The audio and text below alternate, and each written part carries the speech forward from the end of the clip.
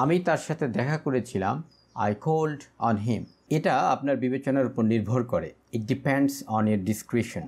এখানে ডিসক্রিশনের জায়গায় যদি আমরা কনসিডারেশন ব্যবহার করি সেটাও হয় it depends on your consideration.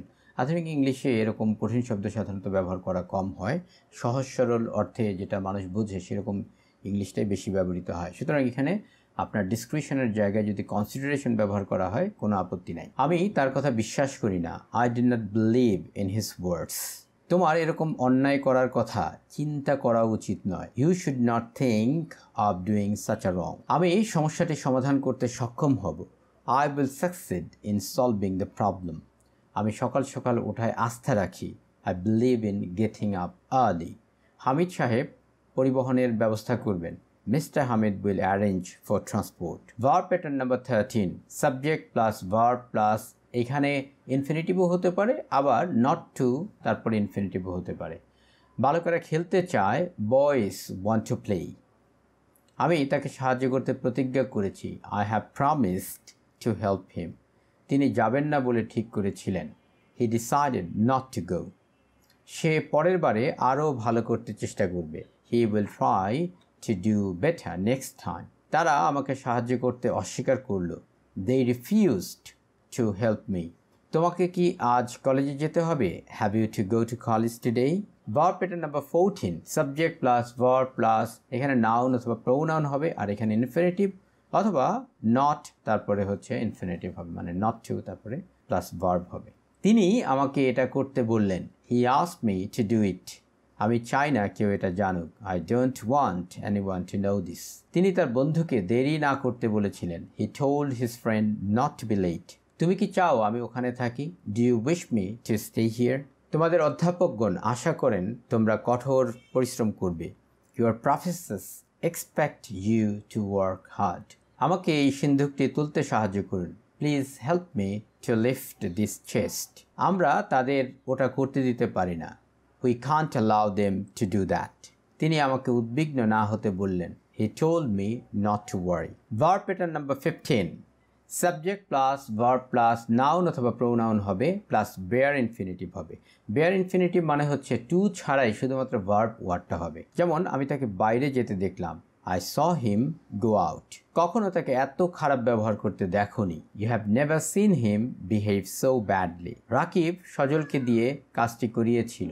Rakib made Sajal do the work. আমি লোকটিকে বাড়ি ছেড়ে চলে যেতে লক্ষ্য করলাম। I noticed the man leave the house. তিনি আমাকে একথা বলতে শোনেননি। He didn't hear me say this. তিনি ইন্সপেক্টরকে ঘুষ নিতে দেখলেন।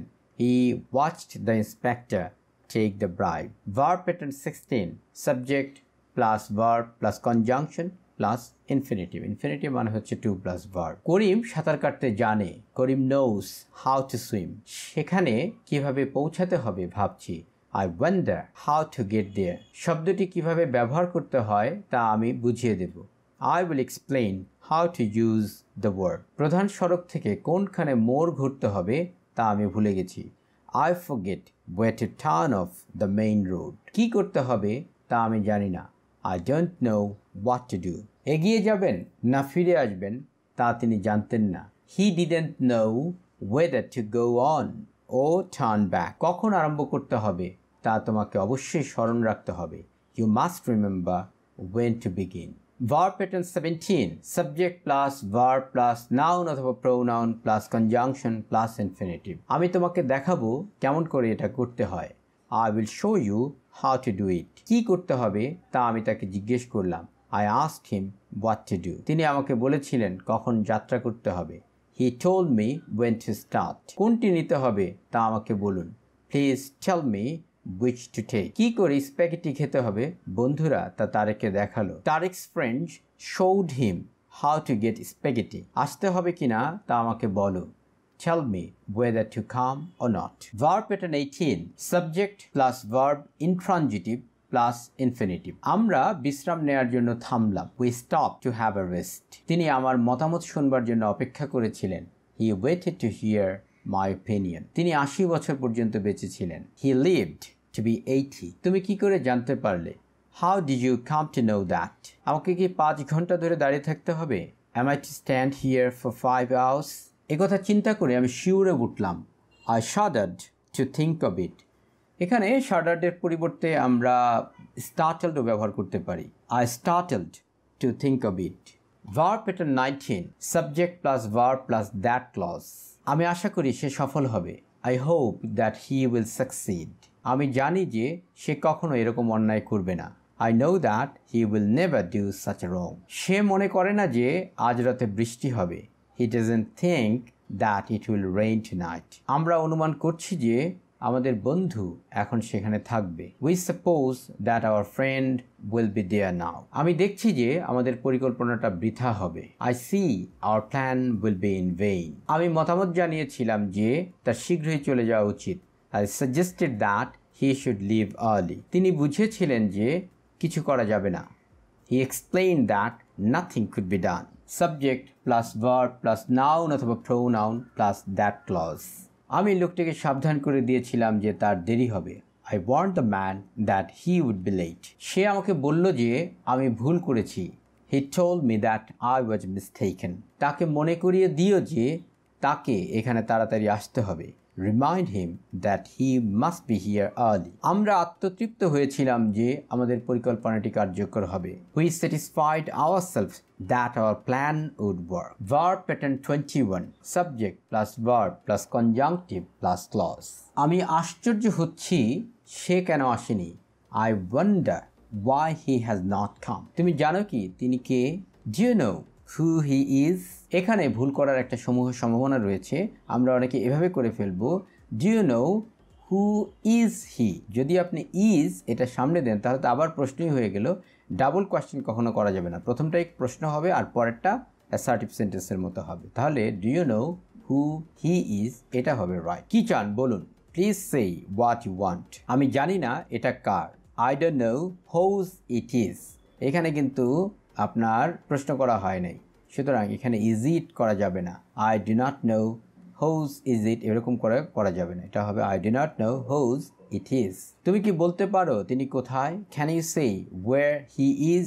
এখানেও ভুল করার সম্ভাবনা আছে। এখানে ওয়্যার ইজ হি দিলে হবে না। Can you say where is he? ভুল। Can you say where he is? শুদ্ধ। আমি জানতে উৎসুক সে আসবে কিনা। I wonder whether he will come. Verb pattern 22, subject plus verb plus noun অথবা pronoun plus conjunctive plus clause. এটা কি আমাকে বলো। Tell me what it is. আমাকে বলতে পারো এটা কত উঁচু। Can you tell me how high it is? এখানেও খেয়াল করুন it is হবে, is it কিন্তু হবে না, কারণ এখানে can এটা দিয়ে প্রশ্ন করা হচ্ছে। Can you tell me? আমাকে বলতে পারো, এটাই একটা প্রশ্ন, এরপরে আর প্রশ্ন করা যাবে না। কখন ট্রেনটি ছাড়ে আমাকে জানাও। Inform me when the train starts. কি করতে হবে আমাকে দয়া করে পরামর্শ দিন। Please advise me what I am to do. সে আমাকে জিজ্ঞেস করলো কখন আমি যাত্রা করব। He asked me when I should start. এই স্ট্রাকচারগুলো দিয়ে আপনারা হাজার হাজার বাক্য তৈরি করতে পারবেন। আপনারা নিজে থেকে যে কোনো বাক্য তৈরি করার চেষ্টা করুন, আর এভাবে বাক্য তৈরি করতে করতে আপনার মধ্যে একসময় একটা অটোমেটাইজেশন তৈরি হবে। অটোমেটাইজেশন মানে হচ্ছে অটোমেটিকলি আপনার ভিতরে সেটা ট্রান্সলেট হয়ে যাবে। তখন এত দ্রুত হবে যে আপনি যেটাকে ট্রান্সলেট করছেন সেটা বোঝাই যাবে না, এবং আপনার এতে করে আপনার ইংরেজি ভাষা জ্ঞান সেটা অনেক বেশি পরিশীলিত হবে, অনেক বেশি আপনার উন্নত হবে। ভালো থাকুন, চর্চা করুন।